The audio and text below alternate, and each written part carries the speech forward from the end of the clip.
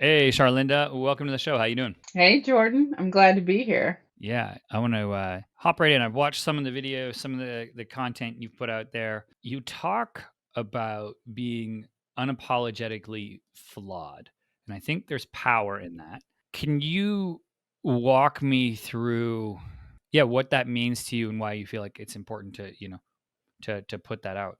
Yeah, I think it comes with just living life. There comes a point in your life where you're over trying to fit in the box.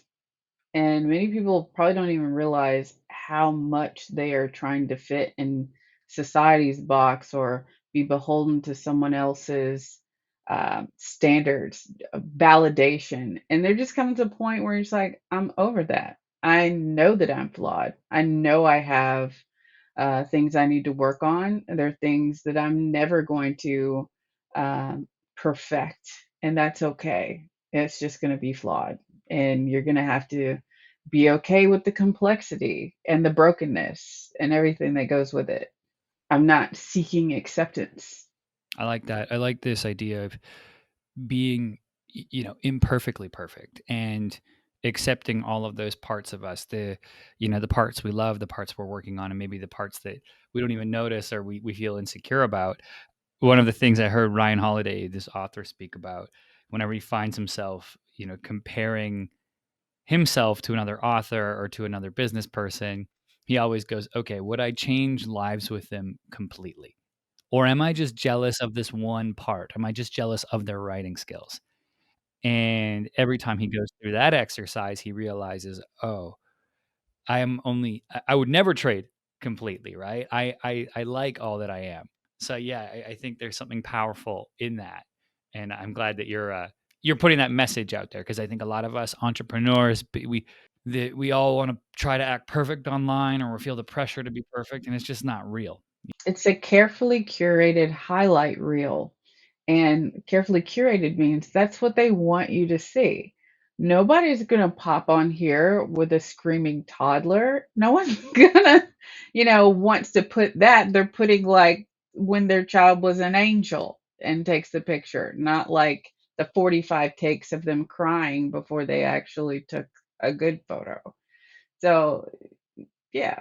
Yeah, you're spot on. I think it comes down to, or not all comes down to, but we see people playing characters online, characters of themselves and this, version that they want to curate and manufacture for the outside world. But it's just not true in showing all facets of, life, work, which and everything in between. Moving on a little bit, who is Charlie Farrell?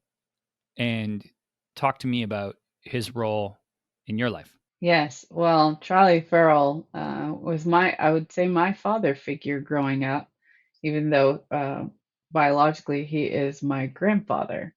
So Charlie Ferrell Jr., he was an Air Force aircraft mechanic back in the Korean Vietnam. He served on active duty Korean Vietnam. By the time I grew up in Cookeville, Tennessee, he was a retiree with a lot of war stories. So I grew up with him and my grandmother and my mom. We were all living out in the countryside in Tennessee, and I would hear all these stories about things he was passionate about. He had made this sauce back in 1956 that didn't have a name. Now, his call sign when he was in Korean Vietnam, they called him Mutt. And he was just so versatile. He had friends from every background. You can even look at photos of him in Okinawa with the family. And you just didn't see that in that time frame in history, not in America anyway, of people of different backgrounds having a barbecue like not a care in the world. But that was his reality because his personality was something that could go beyond those barriers. But he made his sauce in 1956, and he was very passionate about solving the problem of people being wasteful with condiments. And it's tomato based, so it's like a barbecue. He would use it a lot for backyard barbecues, but that was it. He would put this thing together and he'd say, everybody come over to the house, and that was it. He could make a good meal, bring everyone together, and I tried to replicate that once I learned that I'd inherited the recipe for this all-purpose sauce, and that's why it's called Mutt sauce. I named it after him. and put his face on it. So the logo is my granddad, and it's called Mutt Sauce, to give my respect for the hard work that he did. Because look, Jordan, I am not just self-proclaimed, but my family says I can't even boil water. I'm like the worst cook in my family. So uh, that's not even, I'm not even making that part up. They'll vouch in a heartbeat. But I figured giving him that honor was like, this is his sauce. That's why it's called Mutt's with apostrophe S. This is Mutt's sauce. Sounds like he was a man who had a lot of principles that he lived by, really prioritized and built relationships. He said he invited, people over all the time. Talk to me about some of the principles maybe he lived by or that the military instilled, and then how I know you were a service member as well, how those kind of transcended down to you, and have impacted, you on maybe the business side, family altogether. We're definitely a military family. I'm a fourth generation veteran, and my family has served in every single branch except for the Coast Guard and now the Space Force, that it's a branch too. But those core values of service before self, integrity first, excellence in all we do, that our family lived by those core values as well. But he was always community minded and family. The family is everything was something in here. Family is everything. Take care of your family. And so that was an easy decision for me. When I finally got mentorship to start Mutt Sauce, the one thing that made me decide was when my mentor said, "You, your grandfather loved his family, and I think he's giving the baton to you to take care of the family. And it's not just a bottle of sauce. This is multi-generational wealth and the ability to take care of kids he'll never meet. The generations he'll never get to meet. He wanted to do it himself. He just ran out of time because he had stage 4 lung cancer. That's eventually what did it for him in the end. And I was a ROTC, Reserve Officer Training Corps student cadet. I was still in college, and it was the last year that I was going to graduate. And I feel like he just hung in there until he could see me put my uniform on, because it was less than a year after that. So what he carried through is not just do as I say, but to to try to fight cancer all the way to saluting me was like, I want to show you how important this is. So that's what's important.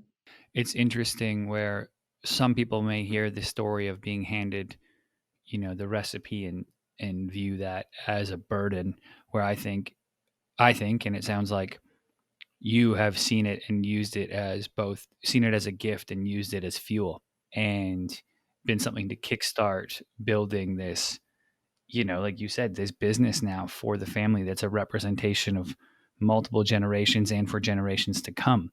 Uh, so there's a lot of power in that. Now, you get the recipe, you say, I'm going to make this sauce. Okay, there's a lot of people listening who maybe they want to do something. Maybe they're just got out of the service. Maybe they're in the reserves. Money. How did you get the money to launch this? Like, was this going and finding an investor? Was it just savings? How did you proceed to get that initial run out? Yeah, well, I mean, at first I just want to make a couple bottles for friends and family. I wasn't even thinking about this whole, build the grocery line and all the stuff we're doing now, but have a bottled product. I I also didn't have a lot of financial literacy, Jordan. So I grew up with my grandparents on the farm, and then my mom wanted to be independent. So we moved in what's considered the projects, like housing projects, low income housing. And it's not till you get to school that the kids are like, "You're poor." I'm like, "I don't feel poor." But having people infuse this, like, you are poor, you don't have anything throughout your life as a kid, I eventually got to the military, and my biggest goal was to have a BMW. That was my life goal. People were wondering, like, "Oh, I'm saving diligently as a new lieutenant, and I'm paying stuff off," and I had about $25,000 saved. And it was for the sole purpose of buying a BMW if I ever made major, which is usually around the 10-year point, and I was just going to go in that lot and buy the BMW with cash and drive off. And my again, my mentor was from SCORE, it's an organization across the country, provides free mentorship. And they're talking about depreciating assets. I was like, I don't know what do you mean depreciating? What? I was like, have you seen this? Have you seen this ride? Like this ride is cool. It's like you have a choice you can make. You can bootstrap it. It's called bootstrapping with your savings into this company that could probably reap more dividends than you could even imagine right now. Or you can buy the Beamer and forget it. We'll just, go to your kitchen, make a couple bottles, which is fine. That's called cottage level. So on the pyramid that I teach food businesses, there's a pyramid of manufacturing a food product. So cottage is where you make it at your house. It's not, it doesn't. Let's talk about this because you actually have from that learning you went through, and like you said, you were learning building the plane as it was flying, especially when it came to business finances, understanding. And when anybody's starting a business or bootstrapping, your finances are the business finances. I get it, it's useful to separate them, but it's still your initial investment. And walk me through now where you actually have a curriculum that's helping food businesses. Can you just give us a little bit on, I guess, yeah, what that organization is, and then let's go through that pyramid. Sure. I'm not only the founder of Mutt Sauce LLC, I'm also the executive director of the O Taste Foundation. And the O Taste Foundation has two projects that they're managing. We have 688 Kitchen Incubator. We're building a commercial kitchen space here in Dayton, Ohio. And I'm also the lead facilitator for a financial literacy course called Sharpen the Axe. And Sharpen the Axe, you can go on sharpentheaxe.org and sign up. We have cohorts, at least 5 or 6 a year. But the purpose of it is you can make a mean cupcake, and you'll usually hear food businesses, specific to food businesses, they'll say, oh man, I make the best cupcakes. I go to all these parties. People are like, you should start a business. And then they start it. And I'm usually meeting them at the 3 or 4 year point, and they're like thousands of dollars in the hole. They don't know how they're losing money, or they don't know how they got in the hole. And I start going, Shark Tank style, because I've been on Shark Tank too. And I start doing the whole Shark Tank thing. What's your cost of goods sold? What's your profit margin? And they're looking at me with their eyes glazed over, like, what do you mean? I mean, the same look I had when my mentor said depreciating assets, but you know, I'm gonna meet you where you're at. And like that, you're a charity. You don't know that you're a cupcake charity. You've priced your product at $4 a cupcake, and your ingredients and everything costs you $6 a cupcake. You're losing money every time you sell a cupcake. That's why you're thousands of dollars in the hole. So it breaks all that down into like really understandable language for them, and then teaches them that you don't have to start out. So the reason why I say $25,000 to bootstrap Mutt Sauce is because I decided to start at a higher level. I decided to get a manufacturer from day one because I was still on active duty. I'm still serving my country, and I was under contract, and you did not negotiate your time with the military. They're like, we own your time. What are you talking about? So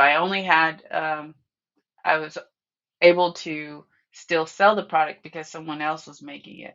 Most of them start out at home, which, you have a couple $100, a couple thousand as like your bootstrap for your business. So you can do that. I would always caution against other people's money when you're first starting until you understand the inner workings of your own company and what it takes to survive before you just like, yeah, you can have a cut. Like if you don't even know how much it costs to make a cupcake, why would you promise this person that you can pay them back?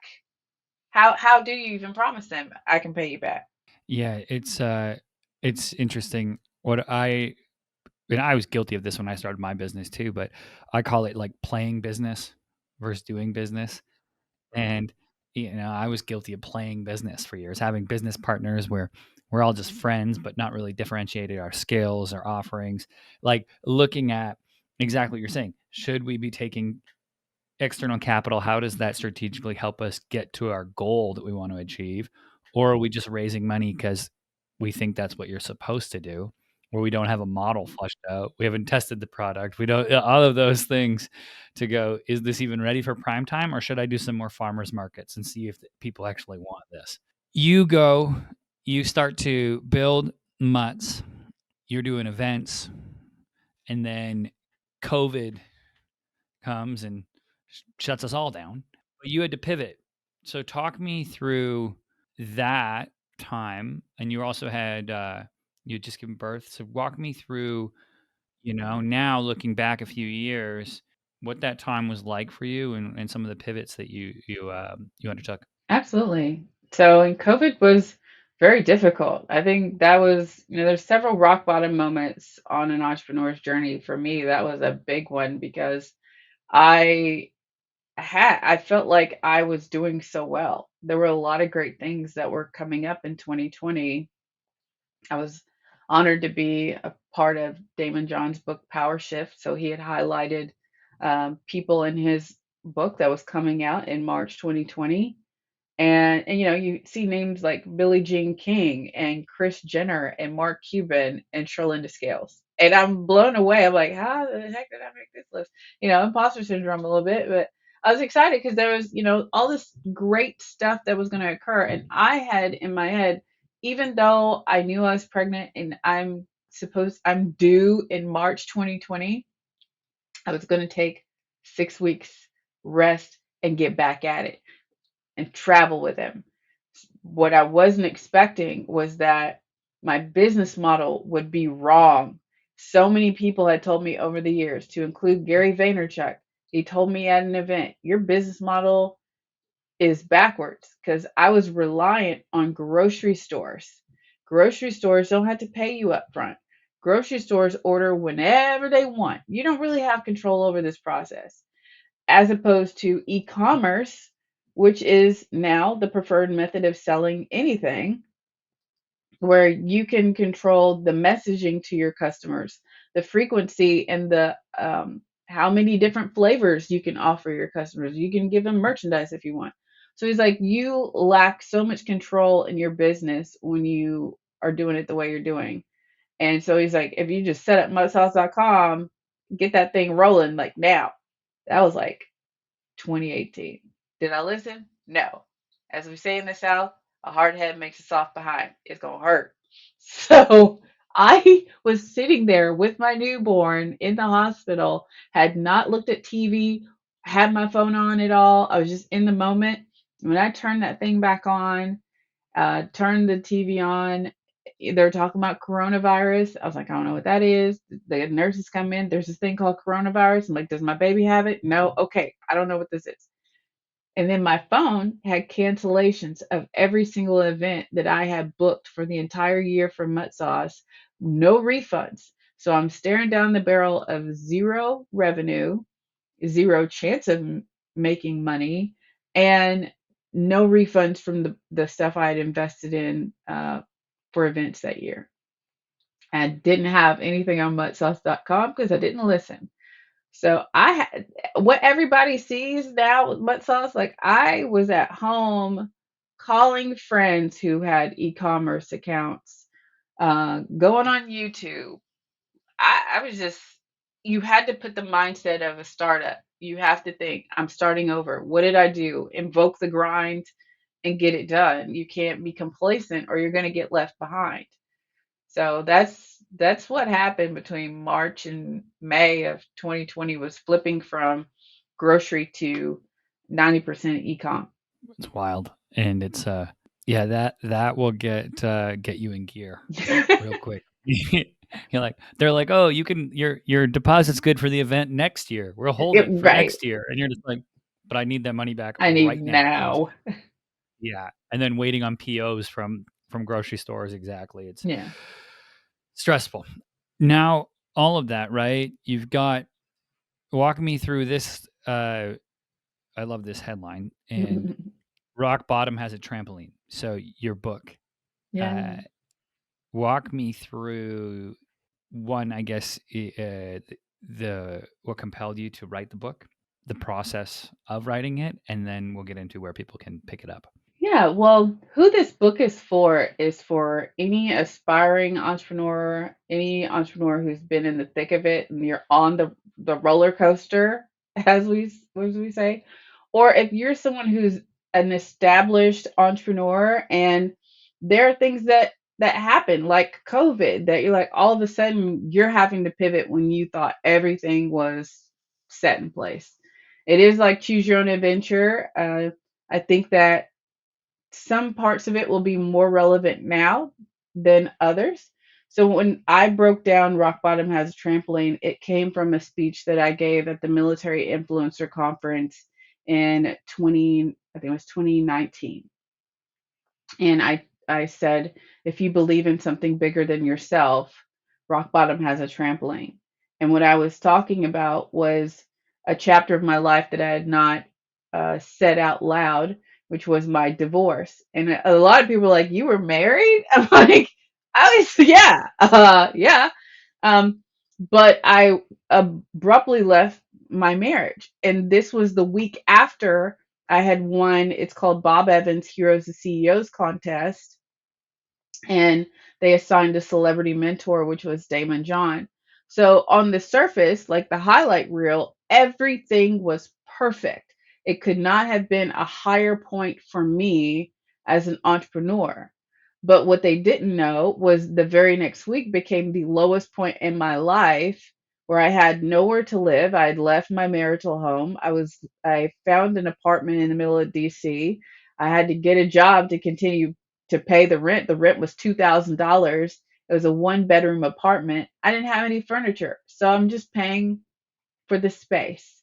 And I'm doing interviews on every publication you can think of, TV interviews run by the PR firm for Bob Evans because they're wanting this is a good news story for them. So I can't let them know that my life is falling apart, that everything that I know as reality has been upended on behind the scenes. And how do you keep a company afloat when you really just want to crawl under a rock and stay there? And in the converse, and on top of that, there was a magazine called Military Spouse Magazine. It's in every military base in the globe, and they said you're our cover person for the next month for the magazine. I was like, military spouse? Are you kidding me? And that was the moment where the editor, she's like, this is not about you being a good wife or a bad wife or whatever criticism delusion you're in right now. This is about you telling your story as an entrepreneur so that other military spouses can see that they're not just there to hold signs at airports and say welcome home and to just keep the house, straight. They're running companies. And they're not just women. Military spouses are also men. So I I was like, okay, she said you're if what I internalized was if you believe in something bigger than yourself, because she said this is bigger than you can bounce back from this. And so that mindset that I took then is what fueled what everyone saw for the next coming years. Because I said, this whole saying that rock bottom has a basement is wrong. Rock bottom has a trampoline. If you decide that this moment is just a moment and that you are here breathing and meant for something greater because you have this vision of your company or whatever you want to do, and it has a trampoline, you're just going to, you know, it's okay. You're just going to keep bouncing back. If you have to bounce back multiple times, then so be it. And there's many different types of rock bottoms, and every chapter talks about all the rock bottoms I experienced in 10 years that I never talked about. Powerful. We will put when the book is released, we will put links to it in the show notes. So depending on when you are listening, it should be down there in the show notes section. Uh, Charlene, before I let you go, let people know where should they connect with you online. Yeah, well, you can go to charlindagene.com. There's also muttsauce.com. And always catch me. You can catch me on social media at Charlynda Jean, Jean. Amazing. Thank you so much for coming on today and sharing the story. It was awesome. Thank you, Jordan. You're amazing. All right, everybody. That's it for this episode. As always, I'm your host, Jordan Shelton. Hit all those like, share, subscribe buttons down below, and I'll catch you next time.